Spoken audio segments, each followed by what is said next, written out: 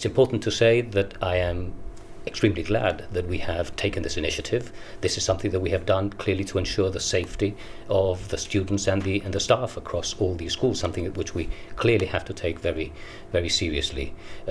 We've had these schools closed during about 2 months. This is not something that has ever been done before. I am not aware of any previous minister or director or the department having carried out these sort of tests even after the summer break. So this is something new. We've discovered what we've discovered, which was confirmed yesterday, and we're now taking steps. We've already taken some steps. We're taking further steps this week. But the important thing is that there are lessons to be learned here as well, and therefore we will be introducing a systematic testing program, certainly to start at the beginning of well before the break, the September break during the course of the summer. But Mr. Licudi, given that there was presence of bacteria found at 3 of the schools, why were they allowed to open before the final test results had been received? It's important to understand the process that we have gone. We engaged with the Environmental Agency. They went in, inspected the schools, did an assessment of what they needed to do, and they took samples from points, or having chosen water outlets which they felt could be more susceptible to bacterial growth. Immediately upon all that was done before the schools open.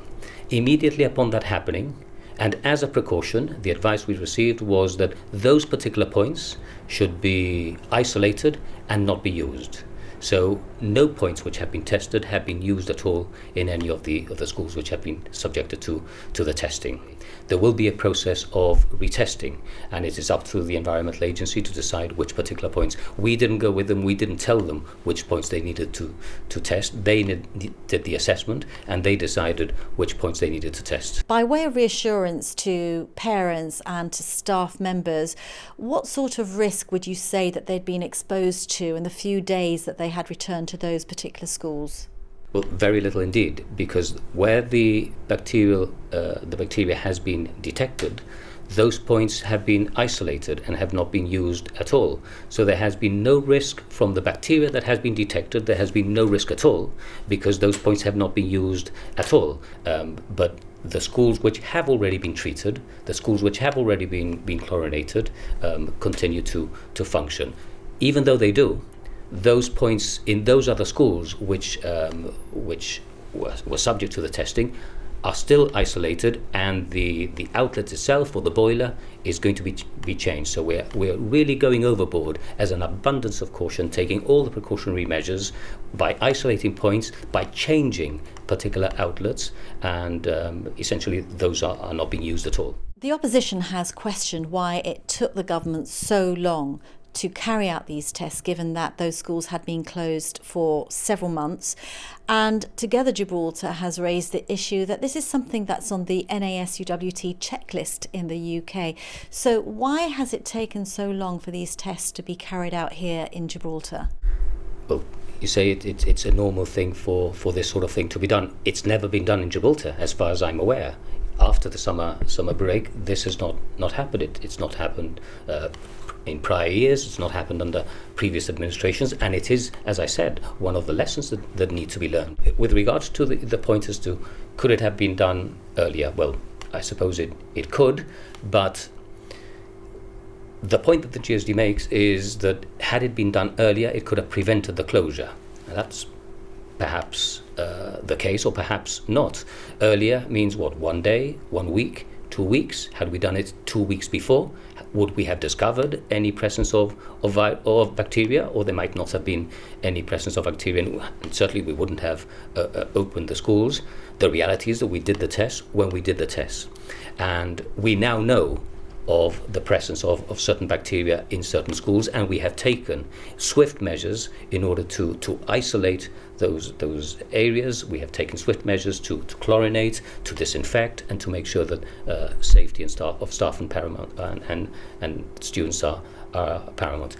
Mr. Licudi, I suppose what the opposition is saying, that we've had a 3-month lockdown pretty much, and this is the sort of information that the government should be aware of, the dangers of having a building closed for 3 months and what you need to do before you reopen that building to ensure that it's safe. But if I can move on to other public buildings, because of course museums, libraries, amongst other public buildings, they've all been closed for 3 months. So will you be checking the water to see whether the bacteria is present at any other buildings? That is a matter that I know that the Cabinet will be looking into. The Minister for Public Health, in particular, will be considering by identifying the areas. But again, this shows the importance of what we have done. By doing this exercise, we have highlighted these issues, and now we can think about these particular issues. And it's all very well for somebody to say, well, we should have thought about it before. The fact is, we thought about it now, not having done it before, not having been in a COVID situation before, not having been in a lockdown situation before. We've all been very hectically involved in all the COVID arrangements, the lockdown, and making sure that everybody was protected, the daily press conferences, and making sure that we kept things ticking over, particularly in education for those children that needed to come into schools with the childcare arrangements that we've been putting in place. So parents have no cause for concern then?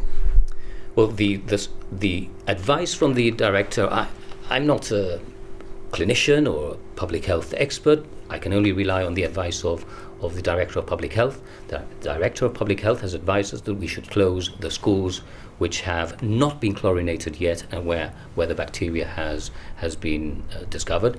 That we should do the chlorination, but we should not close the other schools. But if the question was whether I, as a parent, would be happy to rely on that public health advice and send my child to one of the schools that has already been chlorinated, I have no doubt that I would.